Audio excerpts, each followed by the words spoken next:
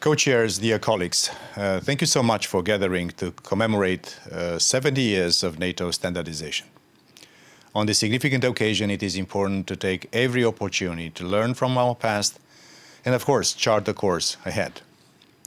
Peace and security have always been core goals of our alliance. You are many nations who must work as one force, and this is central to NATO's identity. Our ability to operate integrated together is a foundation for cohesion. To make this as smooth and as effective as possible, we need these common standards and common ways of working together. The fact that standardization was established as a NATO task immediately after our great alliance was established shows that standardization is part of NATO's DNA and also is part of our brand, is part of our strength, is part of our identity. It speaks to great lengths that standardization was one of the very first things that the alliance saw as necessary, very shortly after creating the organization itself and the military committee. That conclusion is logical, even obvious. Without standardization, it is impossible to have interoperability across allies. Today, 30 allies. Today, there are multiple challenges facing our transatlantic community. And interoperability is of the utmost importance to counter these challenges and to achieve our strategic objectives together. Without the effective use of standards, our ability to operate together will be greatly diminished. This meeting, with its strategic, forward-looking character, is yet another step to achieving the level of interoperability desired by all allies. And this would not be possible without the engagement of our external participants, who offer an essential, fresh perspective. External engagement enables us to capitalize on technologies that are critical to our coalition, that save lives and prepare us for the future. This is why it is so essential that we cooperate with partner nations, with industry, with other international organizations and standard developing, organizations that are part of this ecosystem, and also part of the broader intergovernmental network that is giving strength to our alliance. Our work today will set the scene for years into the future. Never before has it been more important that we learn how to adapt to instability, both in our present environment, but also in the cybersphere. We must stand ready and remain vigilant to achieve lasting peace in a constantly changing threat environment. Such increasing requirements for standardization and interoperability indicate that we must use interoperability tools together in a coordinated way. This means working adaptively and creatively together, also with partners, to maximize the value of our shared capabilities. In 2014, we saw a change in international security environment with Russia's annexation of Crimea. In a major shift of our recent history, Allied heads of state and government made the commitment to spend 2% of their GDP on defense. In the same concise pledge, they committed to fully implement standards. It makes sense for allies to pool their resources together to achieve readiness and resilience. Russia's annexation of Crimea showed us that we must always respond to emerging threats at the speed of relevance. This is today more true than ever. Allied forces must always remain ready, responsive, adaptable, and interoperable. But this cannot become a reality without the effective application of standards. It will be one of no surprise to anyone, here and especially in our community, when I say that both our readiness and resilience depend on our cooperation with the entire standardization community.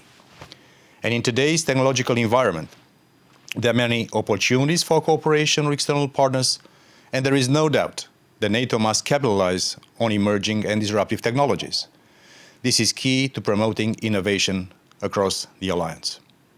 As we speak, China is working to influence the parameters for future developments in disruptive technologies like artificial intelligence and automation. These technologies are not only shifting our perspectives on daily life, but on warfare as well. This whole world has been always interested in this kind of competition. And let's make no mistake, in the global competition for preeminence, in the geopolitical, geoeconomic, and geotechnological competition, standards and the ones controlling this fantastic power of standardization is becoming part of great power competition, and we cannot afford to let go on our technological edge and our military prowess. This is why we also keep up with the latest advancements and focus our efforts to set global rules across industries. This is essential to our continuous success. This in turn calls for improvements in standardization, which brings me back to us and to this very conference of ours. NATO should engage within industry to develop and adopt common standards. As chair of the Innovation Board in NATO, we just had a meeting yesterday, and we are talking also about the triple helix between private, public, and academic sectors. This is the power of convening of NATO. This is the power of the NATO brand. This is the power of our great alliance. And I'm convinced that we will continue to work together with industry, with our partners in the academic world in a coordinated manner. And we can capitalize on innovations developed by the civil sector. There is no reason why an alliance of competitive and innovative societies should not prevail in all emerging technological fields. But for this to become and remain a reality, we must ensure that standards are not just circulated among allies. Standards have to be tried and tested across nations and sectors. The practical application of standards is a metric for our innovation. It shows the spread of technologies and techniques across all members of our alliance. And we must ensure that our education programs, our training opportunities, our multinational exercises, our evaluations, our capacity to motivate, recruit, and retain talent across the alliance are reflecting all these necessities. These are all reasons for the nations of Europe and North America to engage fully in driving standardization forward. I invite you to reflect on the contributions of all of us, all our participants here today in the conference. Consider together, with all of us, the specific ways to work together, to innovate, to cooperate, to ensure implementation and interoperability across the board. And I'm talking to you, our armaments community.